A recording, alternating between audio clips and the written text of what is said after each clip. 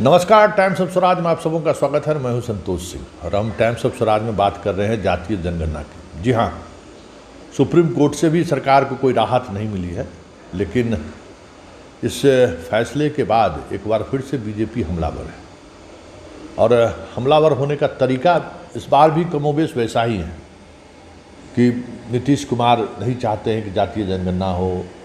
RJD के साथ मिलते ही वो उनका उन्होंने कमिटमेंट जो था वो कमिटमेंट उन्होंने तोड़ दिया। अब वो चाहते नहीं हैं कि जातीय जनगणना ना हो, इसलिए हाई कोर्ट में कमज़ोर पैरवी की। सुप्रीम कोर्ट में तो हालांकि जदयू ने कहा था कि आप इंटरवेनर बनिए, बीजेपी वालों ने तो इंटरवेनर नहीं बना, लेकिन सुप्रीम कोर्ट से भी हुआ।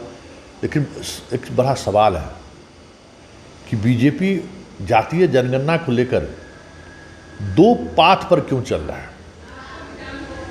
क्योंकि जातीय जनगणना को लेकर अभी तक जहाँ कहीं भी सुनवाई हुई है, आवेदनकर्ता से लेके सुनवाई करने वाला एडवोकेट तक, कहीं न कहीं जदयू ने इससे पहले भी कह चुकी है और आरोप भी लगा चुकी है कि ये सारे लोग बीजेपी से जुड़े हुए हैं। तो एक रास्ता वो दिखा रहे हैं कि कोर्ट में कि भाई इसको होने नहीं देंगे। दूसरा रास्ता जो पॉलिटिकल पार्टी के उनके जो नेता हैं वो कहते हैं कि सर्वदलीय बैठक, आज भी सुशील मोदी ट्वीट किए हैं कि सर्वदलीय बैठक बुलाइए, विधानसभा में कानून पास कीजिए, जातीय जनगणना होनी चाहिए।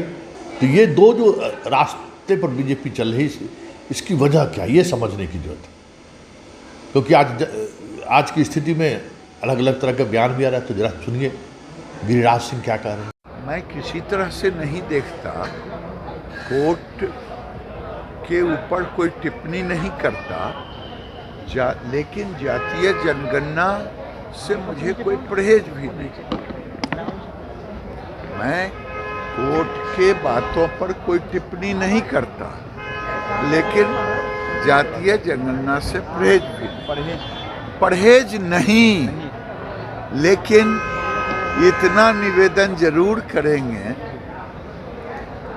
जातीय जनगणना का विरोधी नहीं, जातीय जनगणना से परहेज नहीं, लेकिन आने वाले चुनाव में मैं नीतीश जी और लालू जी से, जो दोनों मिला के 34-35 साल की सरकार होगी 24 और 25 में, कि 34-35 साल में आप एक व्हाइट पेपर तो जरूर जारी करें।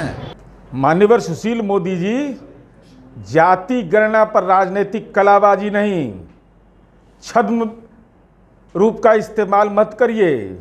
मस्जिद में कितने लाउड स्पीकर लगे हो इसकी गणना तो आप करते हैं, कितने बजरंगबली का मंदिर है इसकी गणना करने में आपको अनुभूति होती है, लेकिन जाति गणना में छद्म रूप से न्यायपालिका में यूथ फॉर इक्वलिटी, जो भारतीय जनता पार्टी और आरएसएस के राजनीतिक एजेंट हैं, उनसे याचिका दाखिल कराकर 10% आरक्षण सामान्य समुदाय का, उसके खिलाफ ओबीसी का 27%, उसके खिलाफ ये यूथ फॉर इक्वलिटी कौन सा संस्था है जो आपके नेतृत्व में पोषित हो रहा है।